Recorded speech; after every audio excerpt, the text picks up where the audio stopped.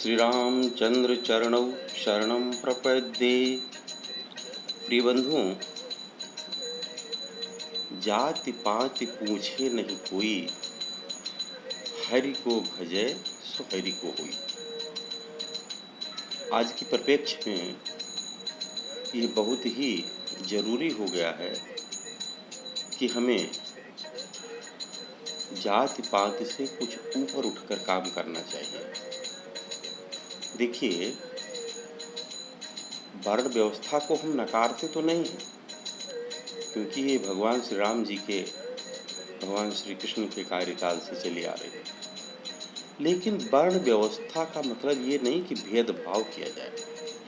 वर्ण व्यवस्था इसलिए की गई थी कि जो क्षत्रिय है, क्षत्रिय कार्य का निर्वाह करेगा, ब्राह्मण है, ब्राह्मण तो क्या निर्वाह करेगा, जो वैश्य हैं धनार्जन और उसका दिखे, और जो शूद्र हैं वो अपना काम कार्य दे करके, छोटे छोटे काम करके राज्य का संचालन कराएंगे। देखिए, किसी भी राज्य को चलाने के लिए जिस प्रकार एक कार चालक के लिए 4 पहिए जरूरी होता है, ऐसे ही ये 4 वर्ण जो हैं, चारों चौपाए हैं, ये 4 खंभे हैं जो किसी भी धर्म को मजबूत बनाते हैं।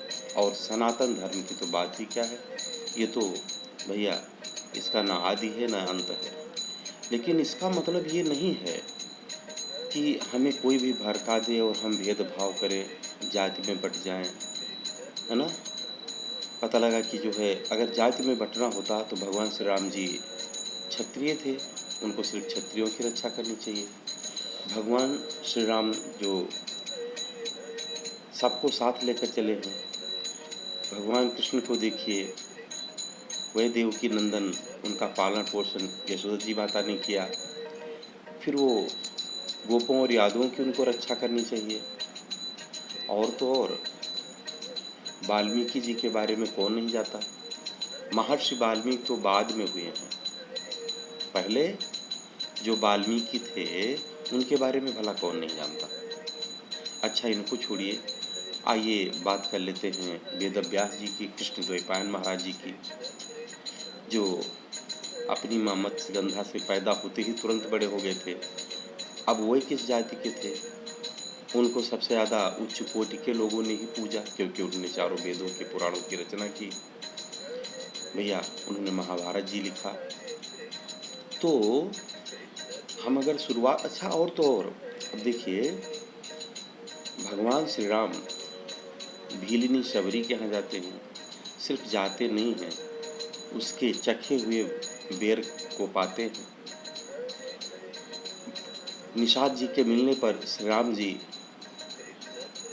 उनको सिर्फ उनसे पैर नहीं धुलवाते या उनसे पैर नहीं पड़वाते, उनको अपने हृदय से लगा लेते हैं। वानर भालू सबको लेकर के वो युद्ध में जाते हैं, रावण जैसे आतताई दुष्ट का वध करते हैं, लौट के आते हैं, फिर भी सबको समान अधिकार देते हैं। अपने राम राज्य जहाँ पर वो बैठकर राज्य का संचालन करते हैं, वहाँ पर सभी होते हैं भैया, सुग्रीव होते हैं, जामुन होते हैं, अंगद होते हैं, हनुमान जी होते हैं, चारों भाई होते हैं। कभी भगवान ने किसी को ऐसा नहीं कहा, जब राम आप सभी के हैं तो भला हम कौन होते हैं भेद करने वाले? हम मतलब मनुष्य। देखिए भैया, जो सनातन धर्म को मानते हैं और जो श्री राम जी के भक्त हैं, जो प्रतिदिन प्रभु का नाम जप करते हैं और सदा अनुशासन में रहकर समाज की सेवा करते हैं, वह सब एक हैं, एक ही रहेंगे, और उनको एक रहना भी चाहिए। क्योंकि देखिए, ये देखिए अपना हाथ है ना, इस पे 5 उंगलियां हैं। जब आप भोजन करते हैं तो ये 5 ऐसे समाहित होती हैं, लेकिन कभी इन्होंने भेदभाव नहीं किया। लेकिन जब आप किसी देवता की आहुति देते हैं, हवन करते हैं, तब इनका काम नहीं रह जाता, ये ऐसे जुड़ती है भैया। लेकिन कभी इन्होंने ये नहीं कहा कि आपने हमको क्यों छोड़ दिया, आपने हमको कर्म प्रधान विश्व करी रखा। यानी कि हवन हुई तो ये तीनों ने प्रदान करी देवताओं को आहुति, और जब हमको भोजन करना हुआ तो इन पांचों ने मिलकर भोजन किया। हाथ आप खोलते हैं, जब आप ऐसे हाथ मिलाते हैं, ऐसे करते हैं, देखिए अंगूठा सबसे बाहर में आता है, लेकिन इसका मतलब ये तो नहीं कि इसका इसका कोई काम नहीं है। सबसे बड़ा जो है काम तो ही करता है, ये तो सब बाद में आए हैं, है ना।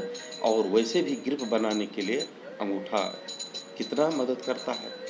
लेकिन अगर जब रहने की बात हुई तो दादा महाराजा की तरह एकदम अलग ही रहते हैं, बाकी लोग मिल भी जाते ही अलग रहते हैं। कहने का मतलब है अपने आप जाति में बने रहिए, कोई बुरी बात नहीं। अपने आप जो है अनुशासन में बने रहिए, कोई बात नहीं है। लेकिन जहाँ पर बात भगवान की आए, भक्ति की आए, भावना की आए, देश की आए, वहाँ पर हम सबको एक साथ रखना है।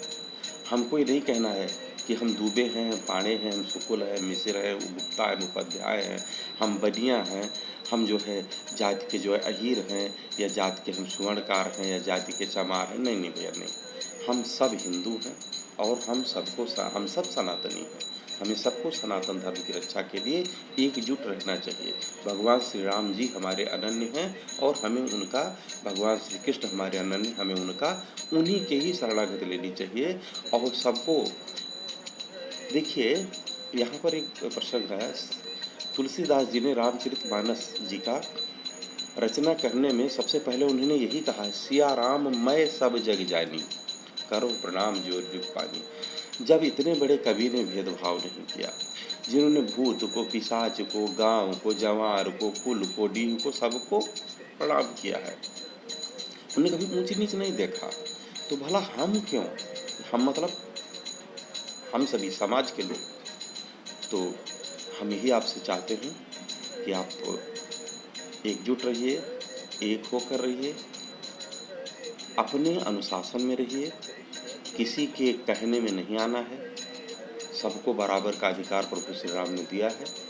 सब लोग एक दूसरे के परिपूरक बनिए, एक दूसरे के काम आना सीखिए। छोटी छोटी जाति में बंटना, वर्ण में बंटना, ये सबको बंद करना है। और तभी हम जानते हैं कि एक राम राज्य, एक स्वच्छ भारत का हमारे निर्माण होना है, और हो ही रहा है। बस आप लोगों का आशीर्वाद रहेगा तो सब कुछ सही चलेगा। जय श्री सीताराम।